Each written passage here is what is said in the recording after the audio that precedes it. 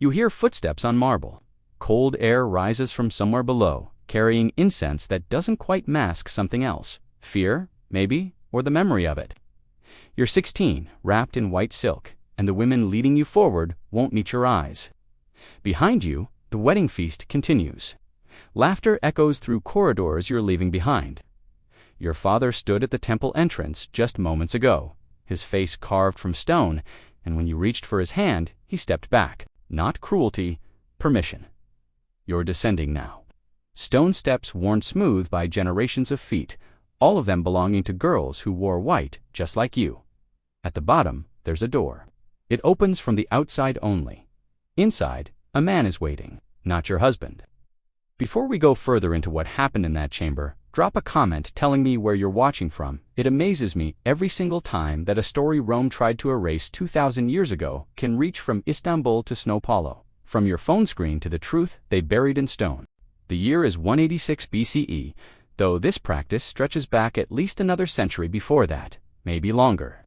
Rome is ascending, not yet an empire, but a republic growing fat on conquered land and the labor of people it considers less than human.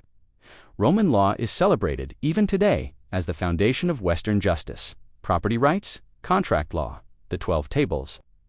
But buried in those same legal codes in language deliberately opaque is a provision that appears in marriage law and almost nowhere else. Purificatio, ante manus, purification before transfer.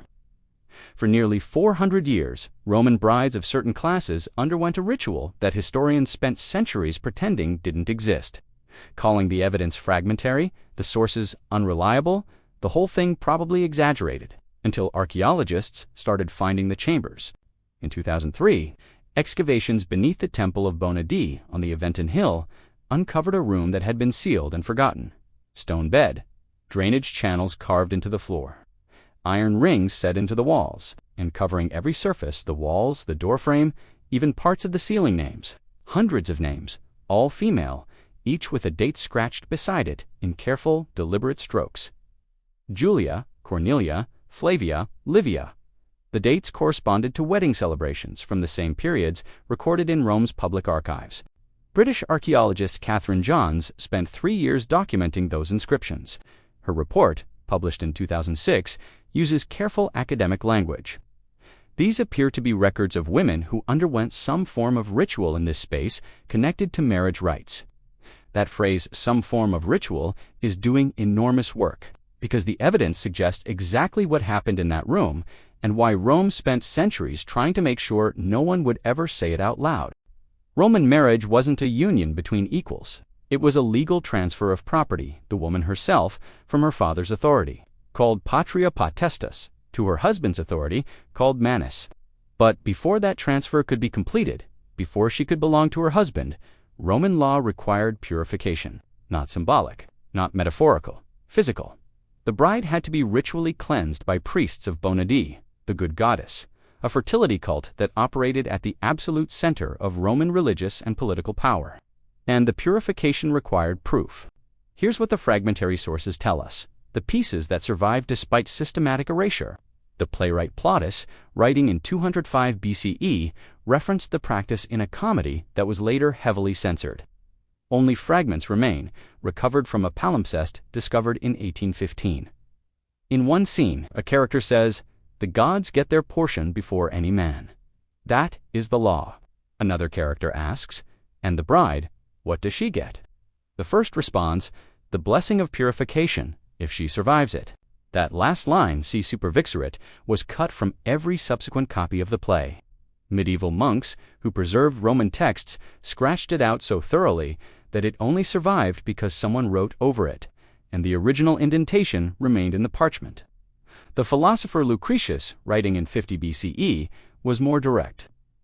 In a passage that was almost lost entirely, surviving in only one manuscript found in a German monastery in 1417, he writes, "Ritus bondecantur sacri, sed sunt terra, quod sacerdos, dies affair, dicit, sibi sumat, et lex hoc ferdum, verbo divino prodigit."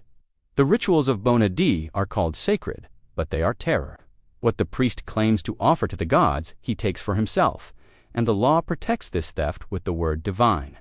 Think about the machinery that creates. You're a Roman father, wealthy, connected, concerned with reputation, and the right marriage alliances. You know this ritual exists. You know what happens in the chamber beneath the temple, but you can't refuse because it's not abuse, it's religion. It's not assault, it's purification. It's not a crime, it's divine law. The system has built perfect insulation against resistance. Challenging it means challenging the gods themselves, which is impetuous, impiety, punishable by exile or death. So you bring your daughter to the temple after her wedding feast, you hand her to the attendants, and you walk away. The ritual followed a specific pattern, reconstructed from legal codes, archaeological evidence, and the testimony of one woman who broke her silence and paid for it with everything. After the public wedding ceremony, the conferatio or coemptio, depending on the family's status, the bride was escorted to the temple of Bona Dea, not by her husband. He wasn't permitted. By older women, matrone, who had undergone the same ritual and now served as attendants. The bride descended to the chamber. Inside, one or more priests, the sources conflict on numbers, which may mean the practice varied by period or the bride's social class. The priests claimed religious authority. They were performing purificatio, ritual cleansing required by divine law before the bride could be sexually available to her mortal husband. The gods demanded their portion first. What happened next was legally protected, religiously mandated, and systematically hidden. The bride couldn't resist, that would be impiety. She couldn't scream, the chamber was underground, and the attendants above were complicit. She couldn't report it afterward. Roman law, specifically the Lex Voconia of 169 BCE, made it illegal for women to discuss the sacred mysteries on pain of exile or execution. And when she emerged, hours later, or sometimes the next morning, she was veiled in a flammeum, a deep saffron yellow cloth that covered her face completely. She returned to her husband, still veiled. Roman wedding custom dictated that the husband consummated the marriage with his bride's face covered. For centuries, historians called this modesty, Roman virtue, proper feminine behavior. Then, in 1998, feminist classicist Amy Richlin analyzed medical texts from the period. The Roman physician Ceremonies, writing around 100 CE, includes a curious passage in his gynecological treatise. The bride often displays signs of recent injury on the wedding night. The flammeum serves dual purpose. It preserves modesty and prevents the husband from observing evidence of the purification ritual, which might cause inappropriate questions. Prevents the husband from observing evidence. Read that again. The veil wasn't modesty. It was covering up physical trauma, so the husband wouldn't know his bride had already been assaulted before he touched her. The entire architecture of the wedding night was designed to conceal what had been done. If the bride showed fear, distress, pain that was expected, she was a virgin.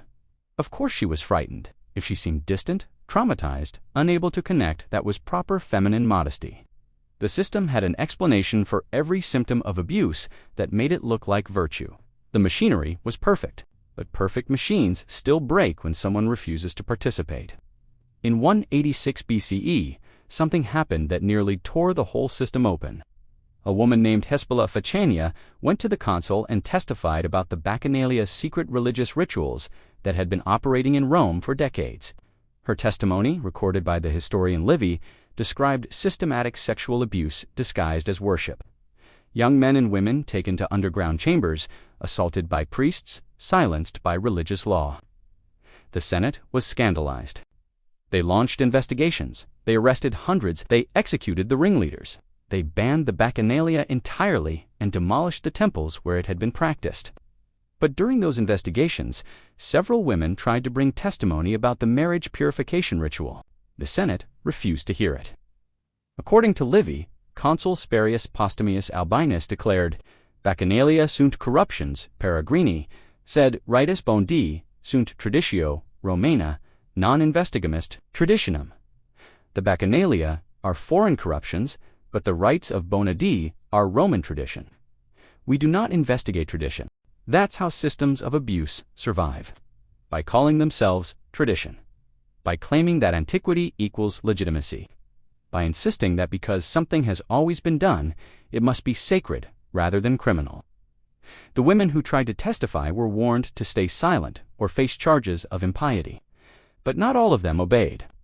One woman, her name wasn't recorded, which tells you everything about who gets remembered, stood in the forum and described what happened to her in the chamber beneath the temple. She was arrested within hours, charged with impiety and public obscenity, and exiled to Sicily with orders never to speak to a Roman citizen again. She disappears from history after that. But 6 years later, around 180 BCE, someone scratched graffiti near the Roman Forum. It was discovered in 1964, barely legible, worn by 2 millennia of weather. In rough Latin it reads, Traditio este quod monstra, sua scalera vocant cum nemo eos sistit. Tradition is what monsters call their crimes when no one stops them. Someone risked everything to carve that into stone in the heart of Rome's power, hoping someone eventually would find it and understand. The ritual continued for another 200 years, but it evolved in a way that reveals exactly what it had always been. By 100 BCE, wealthy families discovered a workaround. Instead of having their daughters undergo the ritual with priests, they paid enormous bribes to have a symbolic purification, a ceremony without the chamber, without the assault, just the religious formalities performed correctly with different methodology. The priests accepted these bribes. Of course they did, because it was never actually about religion or divine law or the gods requiring their portion. It was about power. It was about maintaining a system where certain men could assault certain women with absolute legal impunity, calling it sacred so no one could challenge it. Once wealthy families could buy their way out, the practice revealed itself completely. It continued among lower classes for another century because they couldn't afford the bribes. The satirist Juvenal, writing around 100 CE, mentions it bitterly. Popiers ad hoc felias suas dies antiquis offrent, devites orum offrent pro virtute, etiam de nunc, pecuniam virginitati preferent. The poor still offer their daughters to the old gods. The rich offer gold instead. Even the gods prefer money to virtue now. The system didn't end because anyone suddenly realized it was wrong. It ended because wealthy men decided they didn't want it happening to their daughters. As long as it was happening to someone else's daughters, it was tradition. The moment it threatened elite families, it became negotiable. By the early imperial period, under Augustus, the practice had mostly disappeared from legal codes. Though references survive in legal commentaries for another century, it wasn't abolished. It wasn't declared immoral or illegal. It just quietly stopped being enforced for families with enough money and influence, while continuing in some form for everyone else, until eventually it faded from practice entirely. No dramatic reform, no moral reckoning, just the slow death of a ritual that had outlived its usefulness to the men who controlled it. And then the erasure began. Later, Roman historians barely mentioned it. Medieval Christian monks who copied Roman texts edited it out almost entirely. Renaissance scholars who recovered classical sources called the fragments unreliable, probably exaggerated, possibly fabricated. For 1,500 years, the academic consensus was that this ritual either didn't exist or was so rare and exceptional that it didn't represent real Roman practice. The evidence was dismissed as insufficient. The sources were called biased. The whole thing was treated as a footnote, a curiosity, a minor mystery not worth investigating too deeply. Until archaeologists started finding the chambers, until classicists started taking women's testimony seriously, until scholars began asking why so many sources from different periods mentioned the same ritual, if it was just fabrication.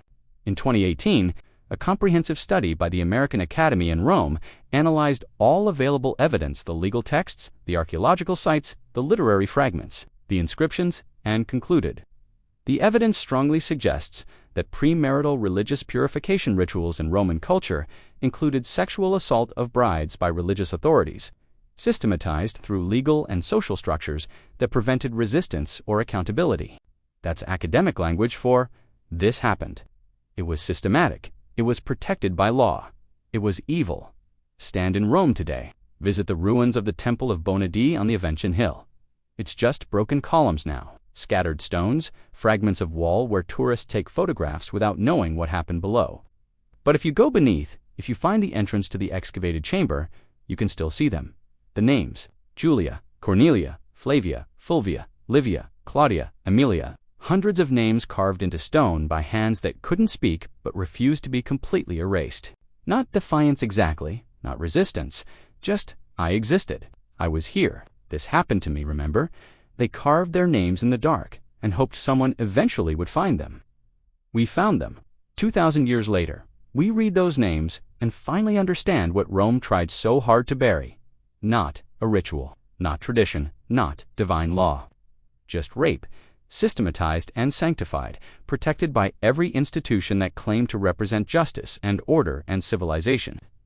The women who carved their names in that chamber couldn't stop what was happening to them, but they documented it. They left evidence. They refused to let it disappear completely. And now their testimony survives the empire that tried to silence them. Their names outlasted Rome's laws. Their resistance outlasted to millennia of deliberate forgetting. That stone chamber still exists beneath Rome. The names are still visible if you know where to look, and somewhere in the dark, carved by a hand that had every reason to stay silent but didn't, is a message that echoes forward through 20 centuries. We were here. This was done to us, and we will not be forgotten.